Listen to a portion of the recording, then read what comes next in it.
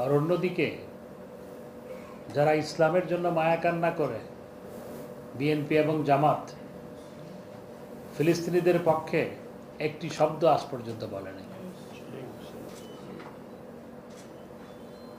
কারণ তারা নাকি তাদেরকে কেউ নাকি কোলে করে ক্ষমতায় বসিয়ে দিবে, কারণ কেউ কেউ অসন্তুষ্ট হতে পারে, সেজন্য ফিলিস্তিনিদের পক্ষে একটি শব্দ বলে নাই। ওরা কিভাবে মানুষের দেশের স্বার্থ রক্ষা করবে, যেখানে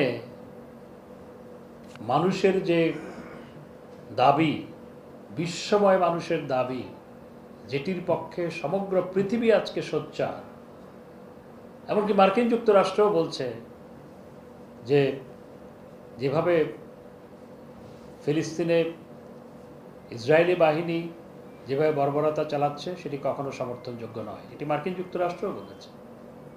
অথচ আমাদের বিএনপি জামাত কিছু বলে না, চুপ।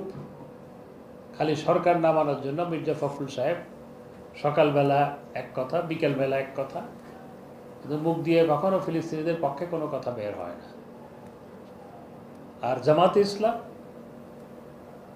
ওনারা নাকি যে ইসলাম প্রতিষ্ঠা করবে, আল্লাহর আইন প্রতিষ্ঠা করবে না। আরে বেটারা, একটি শব্দ তোমরা আজ পর্যন্ত বলো নাই ফিলিস্তিনিদের পক্ষে। তোমরা কাপুরুষ, এবং তোমরা কোনো বক্তব্য না দিয়ে বিএনপি এবং জামাত ইসরায়েলের দোসরে রূপান্তরিত হয়েছে। আর বাইতুল মোকাররমে দেখবেন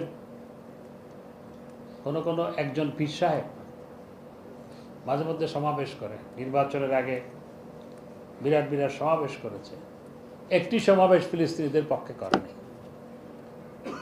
ইসলামী দল, বিভিন্ন ইসলামী দল, তারা একটি বড় সমাবেশ কিংবা মিছিল এই ফিলিস্তিনিদের পক্ষে করে নাই। করেছে কে? করেছে ছাত্রলীগ, যুব মহিলা লীগ এবং আওয়ামী লীগের বিভিন্ন সহযোগী ভাতৃপ্রতিম সংগঠন ফিলিস্তিনিদের পক্ষে মিছিল করেছে ঢাকা শহরে, দেশের অন্যান্য জায়গায়।